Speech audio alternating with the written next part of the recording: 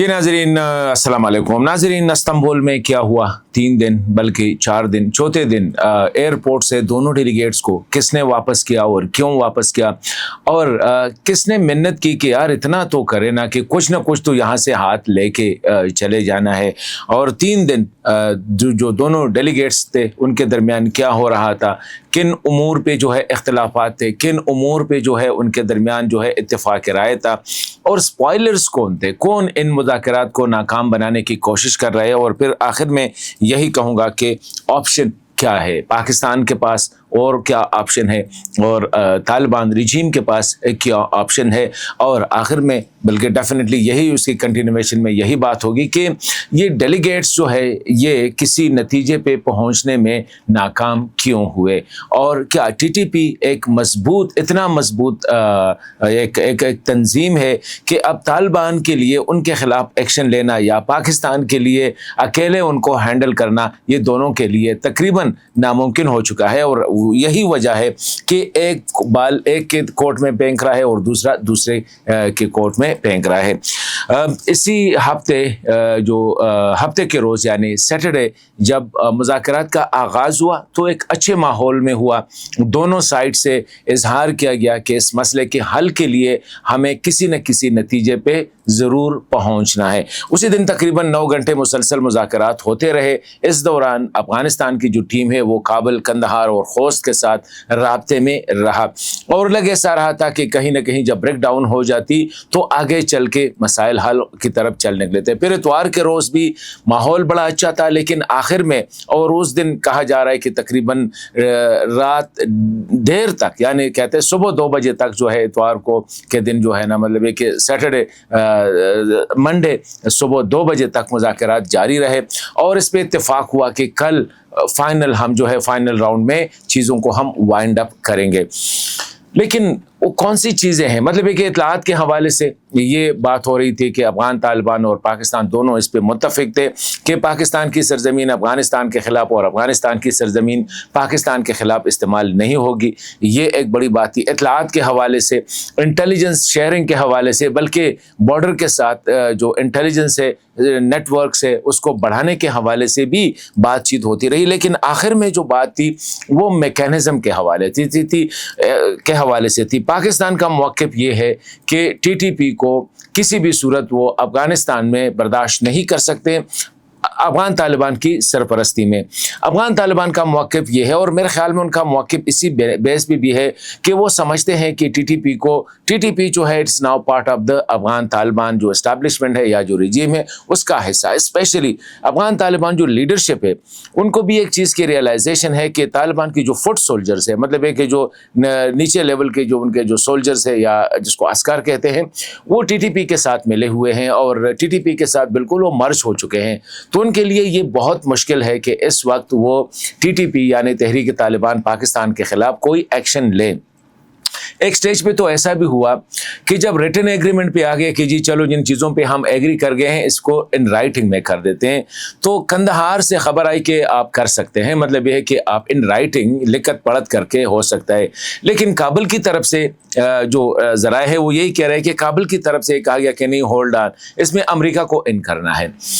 अब 2 राय हैं। एक राय तो ये है कि अमेरिका एज ए गारंटर आ जाए, दूसरी राय ये है कि अमेरिका जो पाकिस्तान की फ़िज़ाई हदूद इस्तेमाल करते अफ़गानिस्तान अगर आएगा या आना चाहता है वगैरह, तो पाकिस्तान ये भी गारंटी दे कि कल अमेरिका जो है पाकिस्तान की वो इस्तेमाल नहीं कर सकती।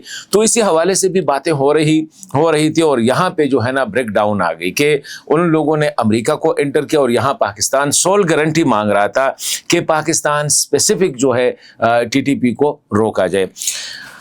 दोनों डेलीगेट्स आज सुबह पाकिस्तानी डेलीगेट्स जो थे उसने जाने से, क्योंकि एक राउंड होना था, कतर ने और तुर्की ने अपील की थी कि एक और राउंड ट्राई मार लेते हैं अगर कुछ निकल आए तो, लेकिन पाकिस्तानी डेलीगेशन ने जाने से इनकार कर दिया और वो एयरपोर्ट की तरफ चल निकले। बाद में ख़बर आई कि अफ़गान तालिबान भी उसने भी अपना सामान पैक करना शुरू कर दिया और वो भी एयरपोर्ट की तरफ जाने लगे। फिर कतर और तुर्की ने मिन्नत समाजत की कि यार होल्ड ऑन, थोड़ा सा हमारी भी खातिर रखे, थोड़ा सा हमारी भी इज्जत रखे, और दोनों को वापस किया एक और स्मॉल सा राउंड के लिए। अब उम्मीद यही की जा रही है कि معاہدہ تو ہوگا, معاہدے کے بغیر تو نہ ترکیہ ان کو چھوڑ رہا ہے اور نہ قطر ان کو چھوڑ رہا ہے. لیکن معاہدہ کیا ہو سکتا ہے؟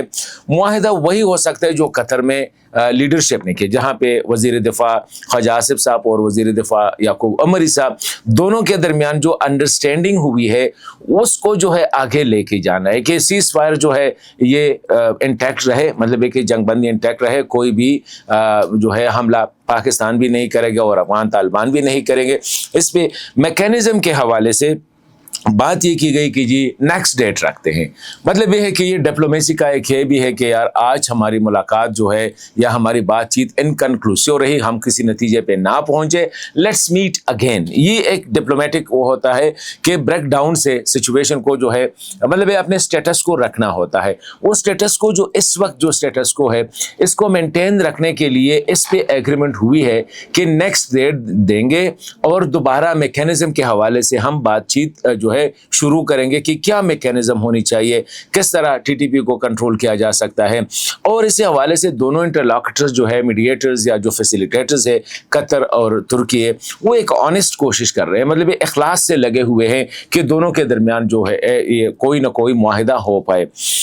اب مسئلہ یہ ہے کہ ان کیس معاہدہ نہیں ہو پاتا ہے, مطلب یہ ہے کہ یہی جو قطر میں ہوا تھا اور قطر میں سیز فائر جو تھا وہ پرماننٹ نہیں تھا بلکہ عارضی ٹیمپرری سیز فائر ہوا تھا. ابھی ایسی صورتحال میں اللہ نہ کرے اگر پاکستان پہ حملہ ہوتا ہے افغانستان سے تو پاکستان کیا ریٹیلیٹ کرے گا.